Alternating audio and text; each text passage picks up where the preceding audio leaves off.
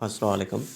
आज के लेक्चर में पेयर ऑफ वर्ड आगे पढ़ेंगे। ठीक है जी। चैनल सब्सक्राइब नहीं है तो सब्सक्राइब करें, क्योंकि आपको ये थोड़ी को क्या कहते हैं कोशिश ना करनी पड़े, सर्च ना करना पड़े, चैनल डायरेक्ट आपके पास नोटिफिकेशन आ जाएगा। वैसे आपको सेटिंग को मालूम होता है, लेकिन आप सब्सक्राइब नहीं किया तो सब्सक्राइब कर ले। ठीक है जी।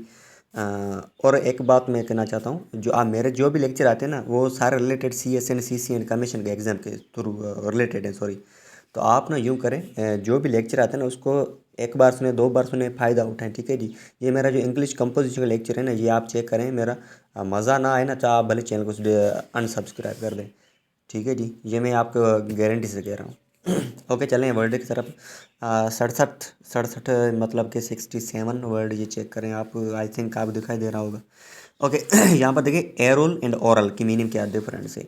एरोल कहते हैं एक आर्गेन ऑफ हेयरिंग, जो हमारा कुछ सुनने वाला एक आर्गेन होता है जिसको एयर में लगा होता है, उसको कहते हैं। ओरल मतलब कि जो ज़ुबानी हो, जो स्पोकन हो, यूजिंग बाय स्पोकन, मुँह से ज़ुबान से बोलते हैं, वही वर्ड। ठीक है। मैं बोलता हूँ कभी कभी, आज आपकी बच्चों की ओरल टेस्ट ली जाएगी, मतलब कि ज़ुबानी सवाल वो पूछेंगे, क्वेश्चन। ठीक है। उसके बाद नीचे देखें, ऑटोबायोग्राफी एंड बायोग्राफी। देखें, ये ट्रिक मैं आपको बता। बायोग्राफी मतलब मैं खुद मेरे बारे में लिखूँ। बायोग्राफी का मतलब मैं किसी और की ज़िंदगी के बारे में लिखूँ, मैं अपनी ज़िंदगी के बारे में लिखूँ तो इसको बनेगा ऑटोबायोग्राफी। बायोग्राफी मतलब कि मैं किसी और की बारे में लिखूँ। सपोज करें मैं काजी की ज़िंदगी के बारे में लिखूँगा ना, तो that we can say, I can say I right, या I can say I wrote biography about कायदे आज़म। ठीक है जी। तो ऑटोबायोग्राफी खुद के बारे में लिखी जाती है, ज़िंदगी के बारे में। अब सेकंड पेज पे चलें। 73 लिखा हुआ है। अमेंट एंड इमेंट, इन दोनों में क्या डिफरेंस है। देखिए, अमेंट मतलब correct and error change slightly, मतलब दुरुस्त करना या चेंज करना। अभी आप सुनते हैं ना, अभी कॉन्स्टिट्यूशन में बहुत सारी चेंजिंग आई है, तो हम चेंजिंग क्या कहते हैं, अमेंट। उसके बाद देखिए, इमेंट, इमेंट की मीनिंग होती है remove error from the text book before printing.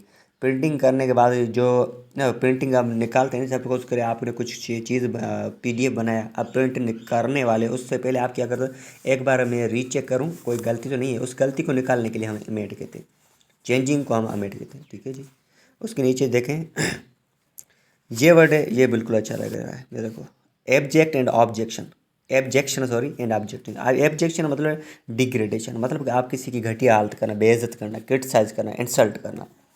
उसके नीचे देखो, ऑब्जेक्शन मतलब कि act of expressing earnest opposite protest, मतलब एतराज़ करना, मुखालफ करना।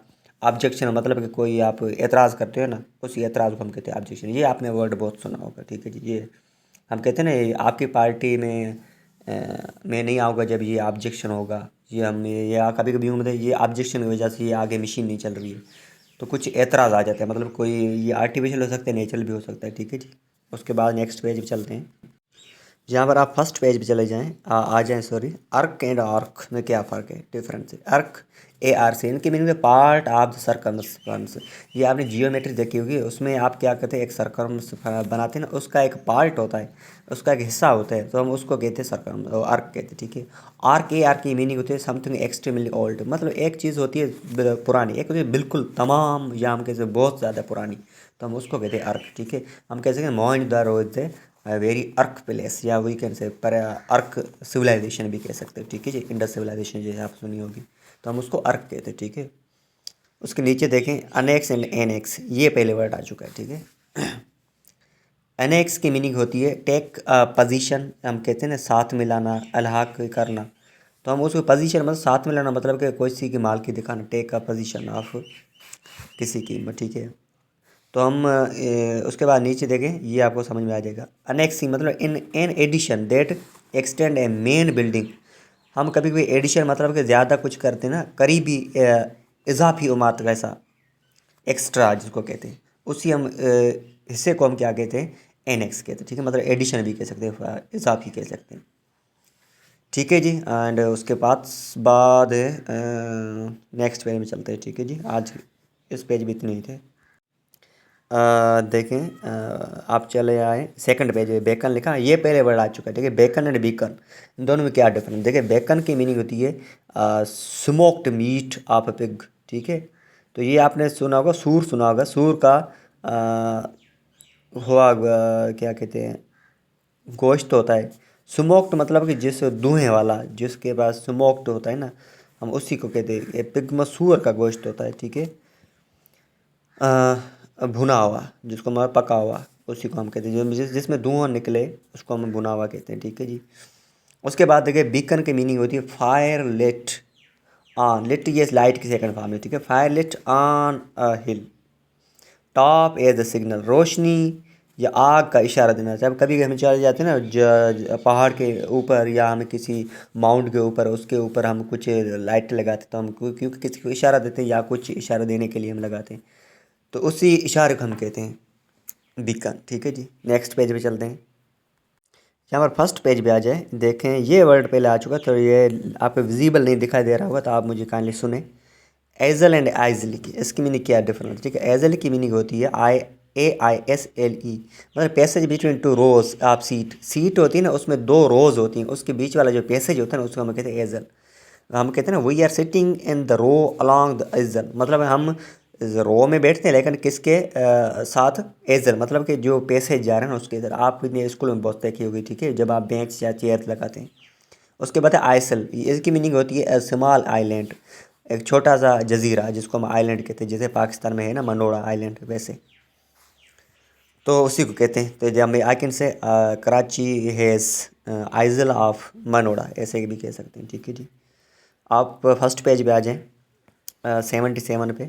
बेली एंड बेले क्या डिफरेंस है। बेली की डिफरेंस है to whom goods are delivered in trust, बस जिसको अशिया बतौर अमानत दी जाए।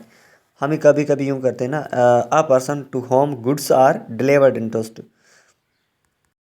कोई चीज़ें उमान देते हैं क्योंकि उसकी क्या के सोचते हैं ये हमारी चीज़ों का प्रोटेक्ट करेगा, अच्छी तरह से संभालेगा या सही रखेगा, जैसे भी के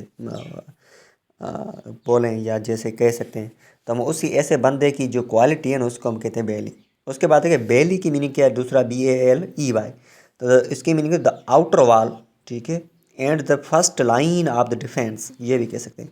इन ओपन एरिया साइड, हम पहले ना पहली दफ़ा लैंड, जो आपने कभी एक सुना होगा चीन की वाल जो डिफेंस के लिए बनाई गई थी, बचाव के लिए, कि तो आपने बॉर्डर की साइड देखी होगी ना, कभी कभी कोई वाल लगाते हैं तो वाल उसको क्या करती है, डिफेंस से बचाती है, ठीक है। उससे हम को डिफेंस की बचाने वाले वाल को हम कहते हैं बैली, ठीक है जी। अब आ जाएं आप फर्स्ट पेज पे, लेकिन मैं दूसरा पेज निकालता हूँ, इसमें थोड़े बहुत इनविजिबल दिखाई दे रहा है, ठीक। अब ठीक है, देखें 72 देखें, यहाँ पर लिखा हुआ है हाँ एलिमेंट। एलिमेंट की ये मैं आपको पहले पढ़ा चुका हूँ।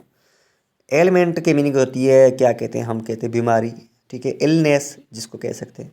स्पेशली स्लाइट वन, हल्की बीमारी, छोटी सी बीमारी होती है ना, तो उसको हम कहते हैं एलिमेंट। बच्चों को छोटी छोटी बीमारी हो चुकी है, तो I can say children has, जो चिल्ड्रन हैव सॉरी एलिमेंट, जो कह सकते हैं, ठीक है। पेंडामिक हो जाती है तो हम जैसे आपने फिलीज दुखा होगा वैसे। एलिमेंट ये क्या है, ठीक है, necessary part of the something, answer जिसको कहें, ठीक है। एलिमेंट के आपने केमिस्ट्री में सुना होगा, किसी चीज़ का एक खास हिस्सा, उसको हम क्या कहते हैं, एलिमेंट। जैसे मैं बोलूँ there are an element of truth, मैंने कहा इस बात में कुछ मुझे सच्चाई का आंसर दिखाई दे रहा है इन दिस स्टोरी, इस कहानी में, ठीक है। उसके बाद देखें ये वर्ड दो लिखे हुए हैं 78 पे, सेकंड पेज पे, बारगेट एंड बेरगेटी। ये मैंने आपको पढ़ा देता हूँ, ठीक है जी, क्योंकि आपका ये लेक्चर में वर्ड मिस ना हो जाए। एंड ये इस वर्ड के बाद हम लेक्चर को एंड करते हैं, ठीक है जी। देखो बार बेट सॉरी, यहाँ पर एक बात याद रखें, यहाँ पर एग्जाम्पल नहीं बेटे, मैं आपको बता देता हूँ, ठीक है, ये आप याद रखें, ठीक है।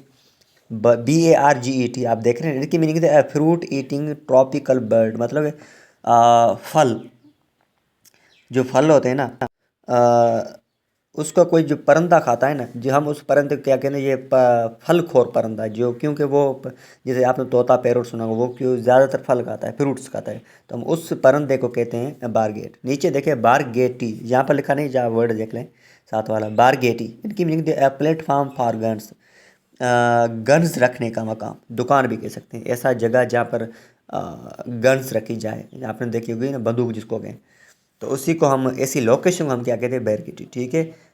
एक बात जब आप क्वालिटी का कोई इशू दे आ रहा है ना, आप सेटिंग में जाएँ, वहाँ पर क्वालिटी के एक बात आपको बताता हूँ, या लेक्चर्स को डाउनलोड ना करें, क्योंकि आपको फिर क्वालिटी का मसला हो जाएगा, ठीक है, रेजोल्यूशन अच्छा नहीं आएगा, HD क्वालिटी नहीं, ठीक है। आज के लिए इतना काफ़ी है, थैंक यू।